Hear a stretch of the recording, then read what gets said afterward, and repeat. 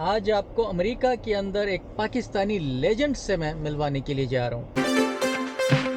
कि आप अमेरिका कब आए? 1985 में। आप सेल्फ मेड हैं या आप सोने का चम्मच जो है वो जितना अल्लाह ताला ने मौका दिया उतना वो देख चुके हैं। तो मिस करते हैं पाकिस्तान को? मिस एक जनरेशन ने पाकिस्तान बनाया है। तो घूमने फिरने का भी आपकी हॉबी रही है कि या कोई घर से निकाल देता? चीजें शादी से पहले पूछते फिर आपको बता दें। शरारतों में आप कैसे थे? घर में आमों की पेटी आई पड़ी हो, चुरा चुरा के खाना? हाँ, अगर उसकी बात करते हैं लड्डुओं की टोकरी आई थी, वो मैंने चोरी चोरी खाई थी। स्कूल में कैसे थे? स्कूल में शरारतें की? जो टांगा जा रहा है जिसके ऊपर लड़कियां बैठी हैं उसके साथ साथ पैदल चल पड़े? 5वीं में मैंने किया था ऐसे। तो शादी से मतलब खुश हैं? There is no point of return. Religion में 4 शादियां हैं ना, मतलब जायज तो है ना, इसमें तो कोई शक नहीं है। तो कभी शौक पैदा हुआ है एक से ज्यादा शादी करने?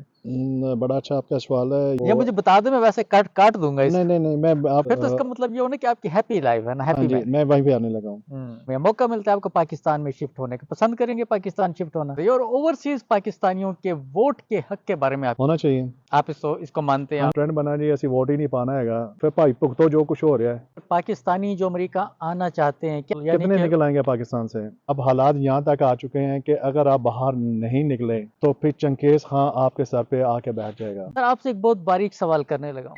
अस्सलाम वालेकुम ख़वातीन हज़रात, मैं हूँ यूसुफ चौधरी। पाकिस्तान 360 में आप सबको खुशामदीद। आज आपको अमेरिका के अंदर एक पाकिस्तानी लेजेंड से मैं मिलवाने के लिए जा रहा हूँ। अभी पाकिस्तान से वापस आई हैं एक बहुत बड़ा काम करके और बहुत बड़ा कारनामा सर अंजाम देके।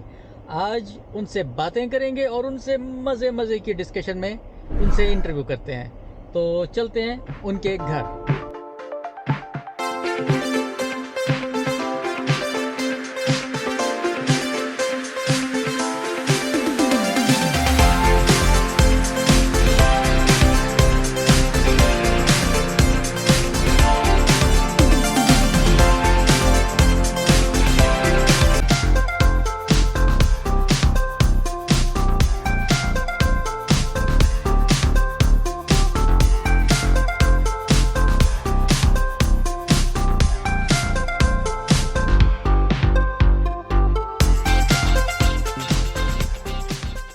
Sir welcome. सर बड़ा अच्छा लगा आपके पास आके माशाल्लाह। कैसी जबरदस्त सर व्यू है माशाल्लाह। आप तो ऐसा लगता है जैसे वहाँ की जन्नत में माशाल्लाह रहे। मंसूर की जन्नत। अच्छा सर, सबसे पहले तो आपका शुक्रिया पाकिस्तान 360 का टाइम देने का। आपके साथ पहली दफ़ा एक गुफ्तगू भी हो रही है, गपशप भी हो रही है। आज आपसे हमने बड़े अच्छे सवालात करने हैं, आपकी लाइफ के बारे में, आपकी सियासत के बारे में, आपके बचपन के बारे में, आपकी शरारतों के बारे में, हर चीज़ पे आज हम आपसे बात करेंगे। ठीक है जी। सबसे पहले तो आप ये बताएं कि आपको पाकिस्तान 360 पे आके कैसा लग रहा है? अच्छा लग रहा है। अच्छा, सबसे पहले तो मैं सर आपसे एक बड़ा आम सा क्वेश्चन करूंगा कि आप अमेरिका कब आए? 1985 में, May 31st 1985। तो शादी आपने यहाँ पे की या पाकिस्तान में? इरादा तो यहाँ पे करने का था, लेकिन ये है कि वाली साहब ने कान से पकड़ा, उन्होंने कहा चलो ज़्यादा अमेरिकन बनने की लोड़ नहीं है। शादी कब हुई? शादी जो है 2001 में। अच्छा। तो कितने बच्चे कितने सर आपके? 3 बच्चे हैं मेरे। बड़े हो गए हैं या अभी हो रहे हैं? बस बच्चे बड़े हो रहे हैं, हम बूढ़े हो रहे हैं। क्या मतलब हैं अपनी जॉब्स पे हैं या क्या करते हैं अभी पढ़ाई? नहीं, दे आर वेरी यंग। अभी जो बड़ी वाली बेटी हैं, she is graduating from high school माशाल्लाह। एंड दरमियान में बेटा है and he is in 9th grade. और फिर छोटी 6 साल की बेटी हैं, वो तो अभी प्री के वगैरह, मॉन्टेसरी वगैरह जो भी उनका। आप अपने बारे में थोड़ा सा मुख्तसरन लेकिन मुफस्सल तरीके से बताएं कि आप अपने बारे में थोड़ा सा बताएं, आप करते क्या हैं, लोग जानना चाहते हैं। इसके अलावा जो पाकिस्तान में लोग हैं या पाकिस्तानी जो बाहर के मुल्कों में लोग हैं वो भी पाकिस्तानियों को बहुत ज़्यादा जानना चाहते हैं, वो क्या करते हैं? जनाब, जहाँ तक प्रोफेशनल का ताल्लुक है, I mean IT field basically.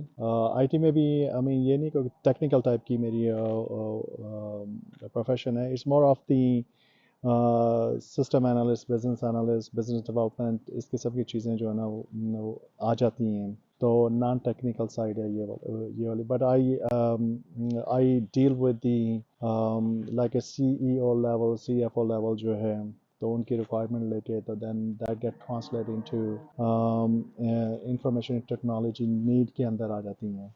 अच्छा। कि भाई इनको किस सिस्टम की ज़रूरत है, क्या चाहिए इन लोगों को जो है, तो उसके मुताबिक फिर जो है ना वो सिलेक्शन ऑफ द सॉफ्टवेयर वगैरह होती है। तो इस किस्म का जो है ना पंगे वंगे करते हैं हम।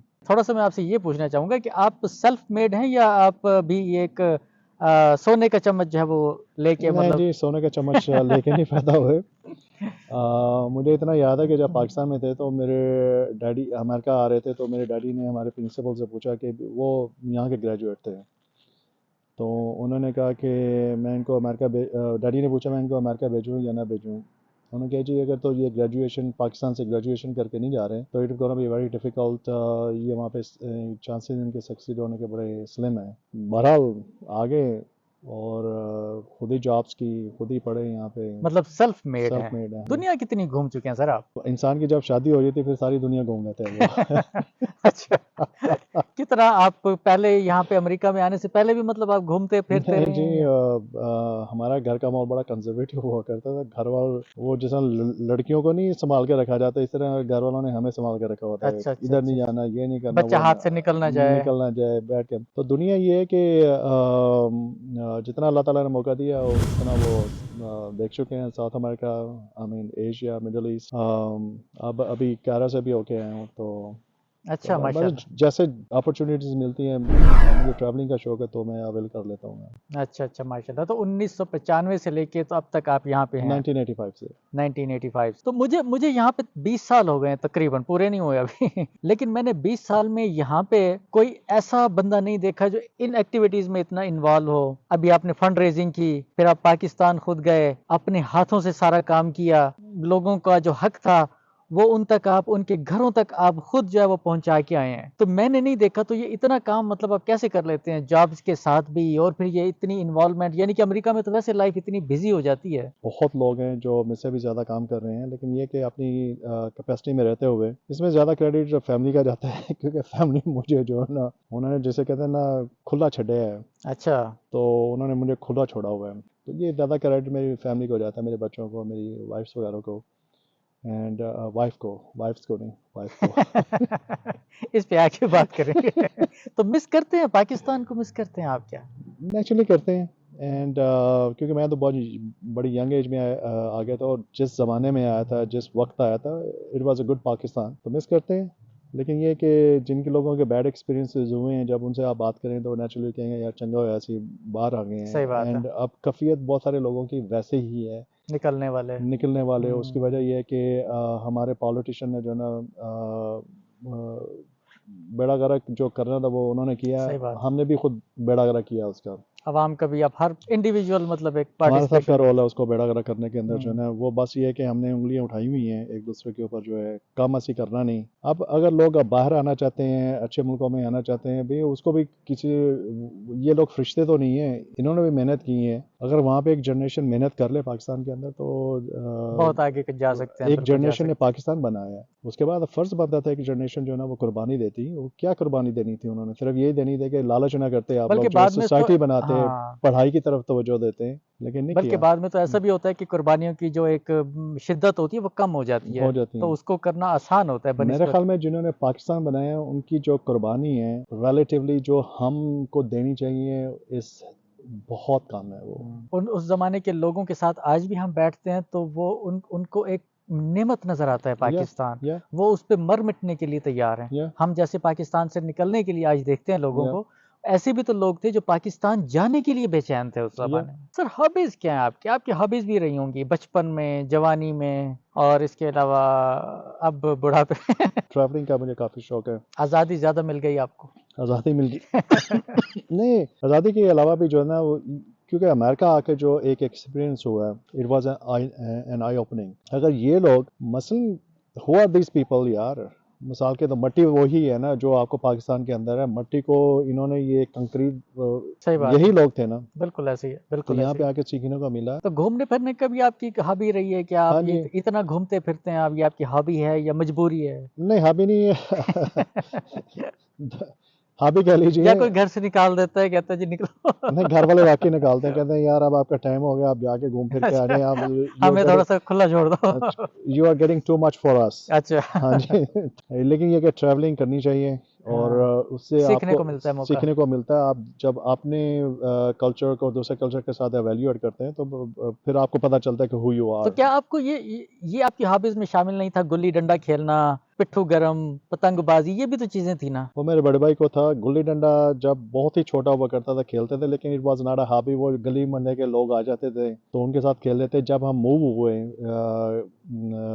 ओल्ड गढ़ी शो से न्यू गढ़ी शो में, तो फिर वहाँ पे ये सारी चीज़ें खत्म हो पिट्ठू गई। पिट्ठू गरम वगैरह खत्म अब हो। ये पिट्ठू वो कजन वजन के खेला साथ है वैसे चलता है। पिट्ठू हाँ जी, गरम हाँ जी, आपने? हाँ जी, अच्छा। वो खेला है जब क्रिकेट कजन। क्रिकेट का नहीं शौक रहा? पाकिस्तान में बहुत खेली जाती है। नहीं, क्रिकेट का शौक रहा है। आई मीन क्रिकेट का जो है, अच्छा, हाँ खेलने का या वो तो देखने का?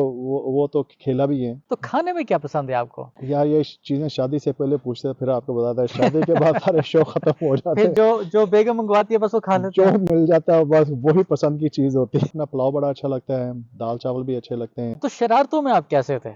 झगड़ालू था मैं दादा। घर से निकल जाना? नहीं, मैं इधर ये था कि मेरी एक स्पेस थी बिल्डिंग लोगों में। के साथ चीटिंग करना, अपने बाकी बहन भाइयों के साथ चीटिंग नहीं नहीं करना? नहीं, ऐसी ऐसी चीजें घर में नहीं। आमों की पेटी आई पड़ी हो, चुरा चुरा के खाना? हाँ, अगर उसकी बात करते हैं मेरे पप्पो की मंगनी थी तो लड्डुओं की टोकरी आई थी, वो मैंने चोरी चोरी खाई थी। अपना लड्डू मुझे बस अच्छे लगे, मैंने खा लिए। तो स्कूल में कैसे थे? स्कूल में शरारतें की? नहीं, शरारतें नहीं थे। स्कूल में डिसिप्लिन था। स्कूल में ऐसा होता था कि आप स्कूल से निकले और जो टांगा जा रहे हैं जिसके ऊपर लड़कियां बैठी हैं उसके साथ साथ पैदल चल नहीं, पड़े? वो घर वालों ने एक्चुअली वो इतनी सख्ती की हुई थी कि उन्होंने कहा था कि अगर आप लोगों की शिकायत आ गई ना कभी, तो यू आर डन। तो वो एक साइकोलॉजिकली चीज़ रहती है। हमारे आगे टांगा भी जा रहा होता था तो नज़रें हमारी नीचे होती थी, साइड पे जो ना वो गुजर के चले जाते थे, या अच्छा फिर अच्छा। वो वेट करते टांगा गुजर जाए तो इतनी दूर चले जाए कि फिर कभी हम ऐसा नहीं हुआ कि पूरे टांगे को आप घर तक छोड़ के आए हो जहां तक वो नहीं जाना? नहीं, ऐसा ऐसे नहीं। आई विश कि I would have lived that childhood. ऐसी कोई आदत नहीं थी कि स्कूल पढ़ने के लिए गए हैं तो स्कूल जाने के बजाय कहीं और चले गए? 5वीं में मैंने किया था ऐसे, जल्दी छुट्टी हो गई for some reason from school. तो हमारे लड़के जो थे ना, उनका प्रोग्राम बन गया नहर पे चल के नहाते हैं। तो हमारा स्कूल जो था वो नहर के करीब था। तो मैंने कहा ठीक है जी। अब वो मैं घर आया, घर आके निकर लेके गया। तो घर वालों ने पूछा क्यों क्यों जल्दी आया? मैंने कहा जी ड्रामे की रिहर्सल करनी, तो मुझे निकर चाहिए। अच्छा। निकर लेके गया। और जाते दफ़ा जो है ना, मेरे एक अंकल थे, उनके साथ बड़ी लगती थी मेरी। उन्होंने देख लिया कि मंसूर साहब कुछ 10 लड़कों के साथ जो है ना वो जा रहे हैं, सबसे आगे हैं। फ्लैग हो गए? हाँ जी, मैं फ्लैग हो गया। उन्होंने देख लिया साइकिल पे जाते हुए उस ज़माने में। एंड तो नहा नु के वापस आए। हाँ, कहाँ से आ रहे हैं? स्कूल से। थर्ड थर्ड पढ़ी जो। अच्छा, वो बोलेगी नहीं आपको सारी हाँ जी, जिंदगी में वो रटा? एक ही दफ़ा किया, उसके बाद कभी किया तो नहीं। शादी आपकी कैसे हुई? लव मैरिज थी आपकी? It was arrange marriage. अच्छा, तो हाँ लड़की जी। खुद पसंद की आपने? नहीं नहीं नहीं। घर वालों ने ऑप्शन दी पसंद करें? हाँ जी, वो मुझे सर्दियों के दिनों में फ़ोन आ गया। मैं सोया हुआ था, तकरीबन कुछ 4 बजे के करीब। अब्बू की कॉल आई कि हाँ भी वो तुम्हारे लिए लड़की देख ली है, तो गेट रेडी। मैंने फ़ोन बंद कर दिया। सुबह उठा, मैंने कहा यार वाकई कोई फ़ोन आया है। तो इस तरीके से जो ना मेरा वो सिलसिला जो ना वो शुरू हुआ। तो शादी से मतलब खुश हैं? There is no point of return. अब ऐसे होता है ना कि हमारे रिलीजन में 4 शादियां हैं ना, मतलब जायज तो है ना, इसमें तो जी कोई जी जी। शक नहीं है। जी तो जी। कभी शौक पैदा हुआ है एक से ज्यादा शादी करने? बड़ा अच्छा आपका सवाल है ये। तकरीबन हर शरीफ आदमी की ख्वाहिश होती है कि वो। या मुझे बता दो, मैं वैसे काट काट दूंगा नहीं इसको। नहीं नहीं, मैं आपको बता रहा हूँ। एंड मेरे जैसे बंदे के लिए 4 भी कम है। अच्छा। हाँ जी, अच्छा, और एक भी बहुत ज़्यादा है। फिर तो इसका मतलब ये होना कि आपकी हैप्पी लाइफ है ना, हाँ हैप्पी जी, मैरिज? मैं वहीं पे आने लगा हूँ। हम्म। मैं यही कहने लगा था कि अगर आपका जो ज़िंदगी का साथी है, अगर आपको, जैसे कुरान पाक में लिखा हुआ है कि आपको जन्नत की ज़रूरत नहीं, अगर आपको बीवी अच्छी मिल जाए तो फिर आपको जन्नत की ज़रूरत नहीं, सही आपकी बात। यही जन्नत है। तो अगर आपको मौका मिलता है, अगर आपको मतलब आज यहाँ पे आप अमेरिका में, मौका मिलता है आपको पाकिस्तान में शिफ्ट होने का, पसंद करेंगे पाकिस्तान शिफ्ट होना? लाइफ आपकी जो है ना पर्पसफुल होनी चाहिए। तो जी बिल्कुल, मतलब मैं I am in transition right now. अच्छा सर, ये बताएं कि सियासत से कोई ताल्लुक है आपका? आई मीन ऑब्जर्वेशन रहती है जी। किसको वोट डालना पसंद करेंगे अगर आपको वोट डालने की ऑप्शन दी जाती है तो? पाकिस्तान में चूंकि मेरी नॉन प्रॉफिट ऑर्गेनाइजेशन भी है तो अच्छा। मुझे थोड़ा सा जो है ना वो नॉन पॉलिटिकल भी रहना पड़ता है।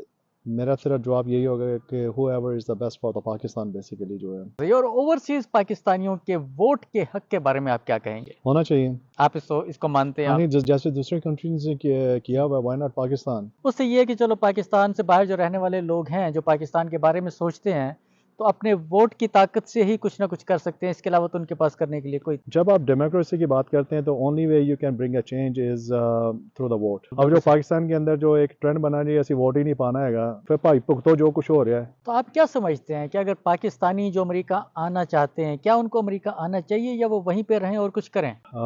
बड़ा मुश्किल सवाल है, क्योंकि हर फैमिली के अपने सर्कमस्टांसेस होते हैं जिसकी वजह से जो है they have to make a decision. अब ये कि अगर राइट पॉलिटिकल लीडरशिप हो पाकिस्तान के अंदर, फिर तो मैं यही रेकमेंड करूंगा कि आप स्टे करें पाकिस्तान के वहीं अंदर। रहें। हाँ जी, क्योंकि एक जनरेशन को कुर्बानी देनी है। सही। तो यानी कितने कि निकल आएंगे पाकिस्तान से जिनके सोर्सेज नहीं है?